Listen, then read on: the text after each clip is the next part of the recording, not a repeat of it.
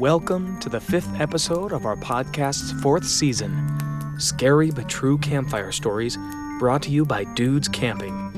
Our goal is to share true stories of strange, supernatural, ghostly, and unexplained as we gather around the virtual campfire. Or maybe you are sitting around a real campfire right now. Maybe you have a strange but true story you'd like to share. Email us at dudescampingstories@gmail.com with your own Bigfoot, UFO, ghost, conspiracy, or just unexplained supernatural story, and we'll consider it for broadcast. Don't forget to visit us on YouTube and Facebook at Dudes Camping. A close encounter of the third kind happens when someone not only sees a UFO, but also spots beings that appear to be its occupants. This type of encounter goes beyond just witnessing a UFO nearby, first kind, or observing its effects on the environment, second kind. The beings spotted are often called UFO-nauts, a term chosen to stay neutral and avoid assumptions about their origins. Many people who experience this kind of encounter believe they have met beings from another world, though their exact nature remains a topic of much debate. These alien beings come in a wide variety of shapes and sizes, and their behaviors are just as varied.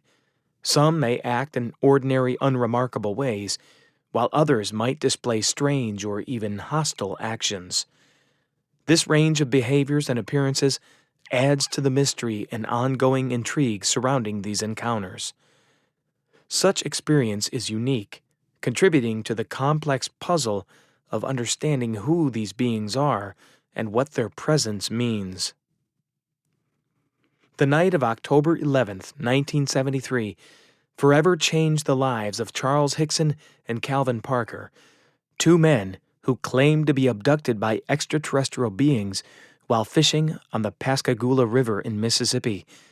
Their harrowing account began with an unusual whirring sound and flashing blue lights that cut through the evening's tranquility.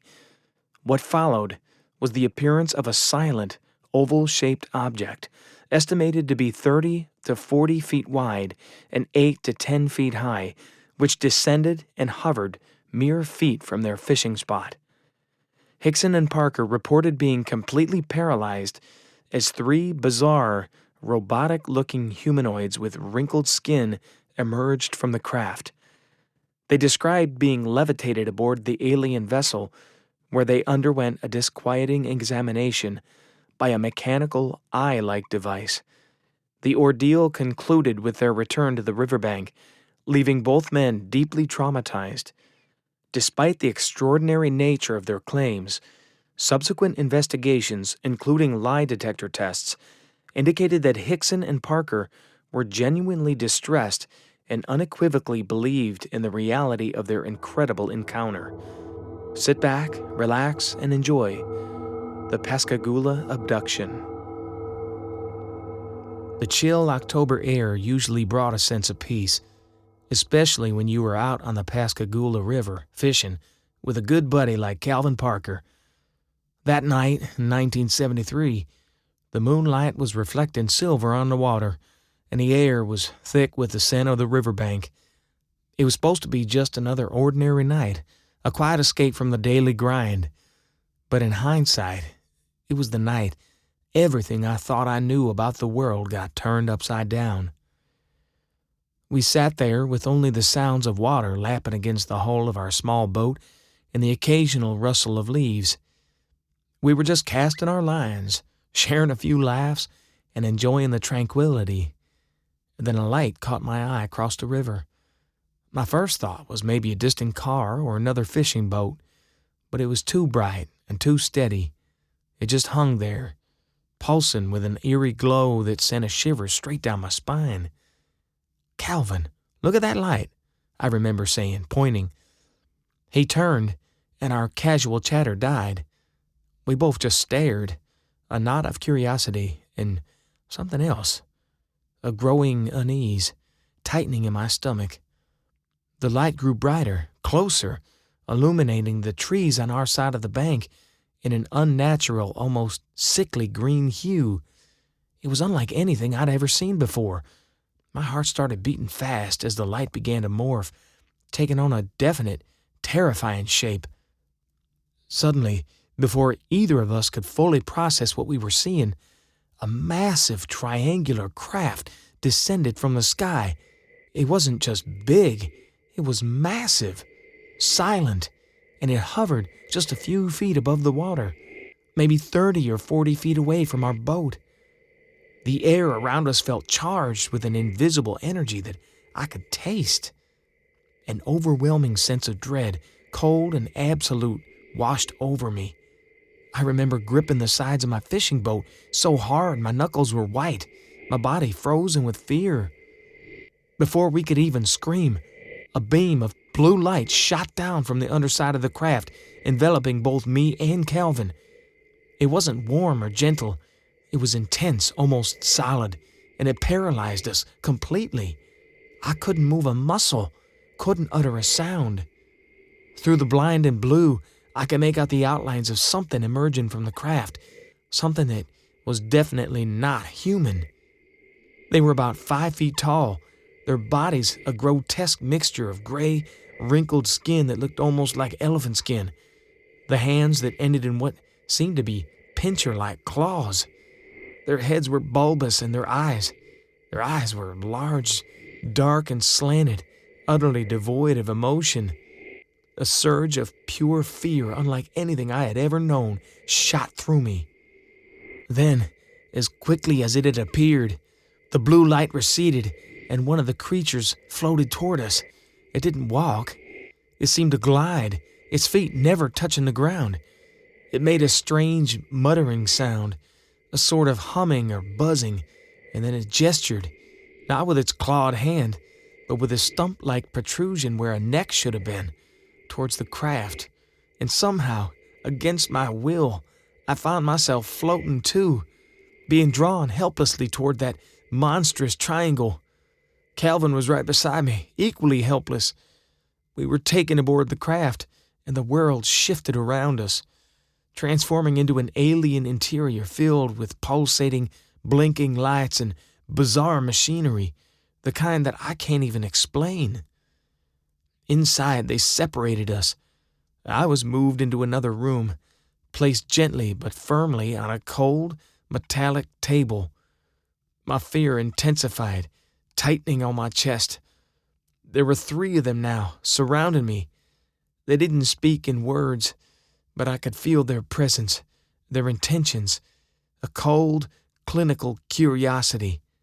They were examining us, probing us, and I felt utterly exposed, completely helpless, like a specimen under a microscope.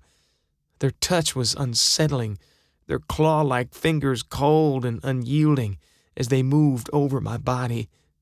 I could feel my heart pounding in my neck, a frantic drumbeat in this terrible silence. I wanted to scream, to fight, to run, but my body was unresponsive, paralyzed by the sheer terror of it all. Time became distorted and meaningless in that surreal environment. Minutes stretched into hours, then snapped back into fleeting seconds. I only remember the sensation of the metallic table beneath me, the constant invasive feeling of being stared at, prodded, and meticulously examined. They moved with a strange, almost robotic precision, their movements smooth yet unnatural. There was no pain, no malice, just an intense, dispassionate scrutiny that was perhaps more terrifying than any physical torment. I remember their large, dark eyes, unblinking, studying every inch of me.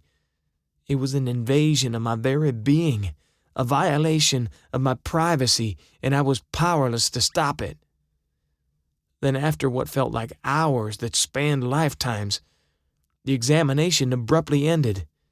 They released me, and the next thing I knew, I was back on the riverbank, lying next to Calvin.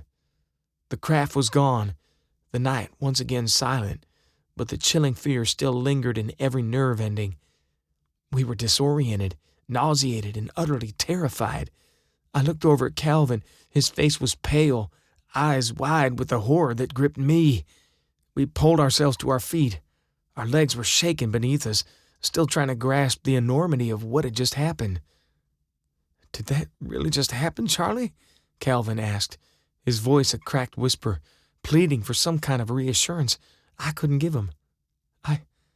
I think so, Cal." I managed to speak, my own voice barely a croak. My heart was still hammering, causing a shortness of breath. But what were those things? What did they want from us? The weight of the night pressed down on us, the reality of our experience settling in like a heavy, suffocating fog. We both felt an urgent, almost desperate need to tell someone, to somehow make sense of this madness. But who in their right mind would ever believe such a tale? We drove back to my place, silent most of the time. Our breathing was harsh, and occasionally we would bust out in nervous laughter that felt more like a desperate coping mechanism than genuine amusement. Once inside, we sat in the living room, the lights dimmed, and I could still see the raw fear etched on Calvin's face. "We have to report this, Cal," I insisted. "People need to know." I knew it sounded crazy, but the alternative, keeping it to ourselves, felt even crazier. The next day, we mustered up our courage and drove to the local sheriff's office. I'll never forget the skeptical looks we received when we walked in. Two ordinary men trying to explain something confusing and extraordinary. We told them everything, from the strange light that descended from the sky to the grotesque beings that had taken us aboard their craft. The officers exchanged glances, disbelief and pity on their faces.